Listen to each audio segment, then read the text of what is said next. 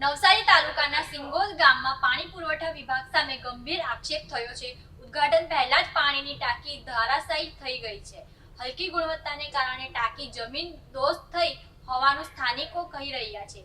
નસીબ જોગે કોઈ જાનહાનિ થઈ નથી। મામલે તપાસ શરૂ કરવામાં આવી છે। 2025 અંગે મહત્વપૂર્ણ પત્રકાર પરિષદ યોજાઈ હતી। આદિજાતિ વિકાસ મંત્રી નરેશ પટેલે જણાવ્યું હતું કે કોંગ્રેસ સહિતના વિપક્ષી દળો આ અધિનિયમને લઈને ગ્રામીણ વિસ્તારોમાં ભ્રમ ફેલાવી રહ્યા છે। મંત્રીએ કહ્યું કે આ અધિનિયમ હેઠળ હવે મનરેગા જેવી યોજનામાં 100 દિવસની જગ્યાએ 125 દિવસની રોજગારી મળશે। જો સમયસર કામ ન મળે તો બેરોજગારી ભથ્થાની જોગવાઈ વધુ મજબૂત બનાવાઈ છે। તેમજ મજૂરી ચૂકવવામાં વિલંબ થાય તો વળતર આપવાની જોગવાઈ પણ કરવામાં આવી છે। યોજનામાં ગ્રામ પંચાયતોને વધુ સત્તા આપવામાં આવી છે અને 50% વધુ કામો ગ્રામ સ્તરે નક્કી કરવામાં આવશે।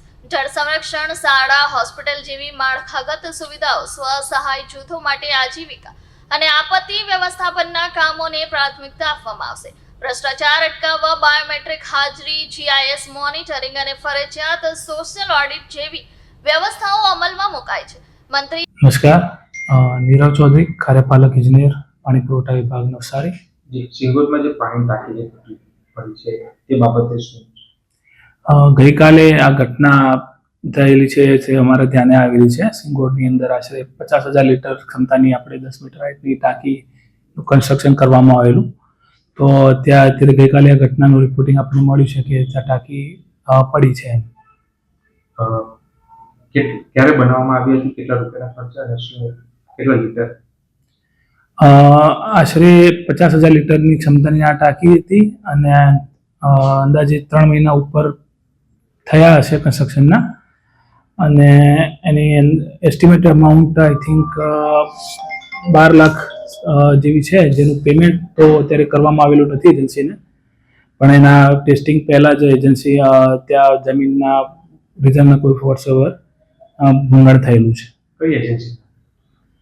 આ વેડછા ગ્રુપ યોજના અંતર્ગત આપણે આરબીપીએલ એજન્સી છે, જેને આ કન્સ્ટ્રક્શનની અંદર કામગીરી સોંપવામાં આવેલી છે।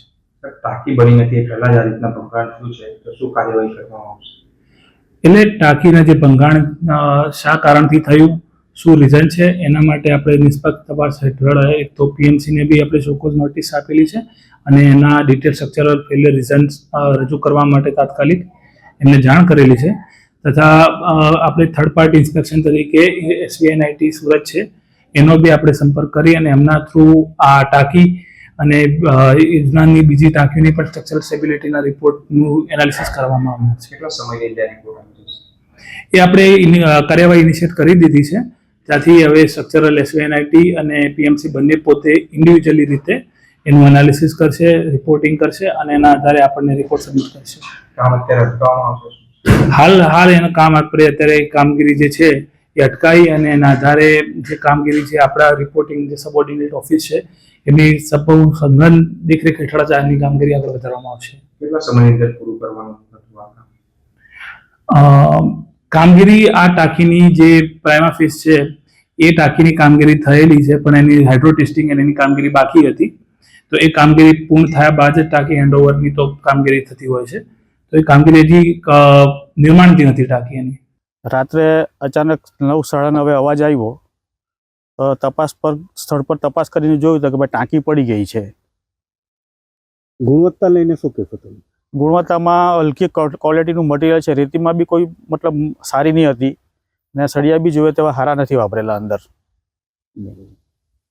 આ ઘટના દિવસ દરમિયાન બની હતી તો શું થતું? આ ઘટના દિવસ દરમિયાન બની હતી તો બાજુમાં આંગણવાડી છે, તો આંગણવાડીમાં લગભગ 50-60 છોકરા અંદર રહેતા છે, મતલબ એટલે આંગણવાડીના, ને એ લોકોને નુકસાન થશે। પણ આ તો ઓપોઝિટ સાઈડે મતલબ ટાંકી પડી ગયેલી છે બંને બાજુની।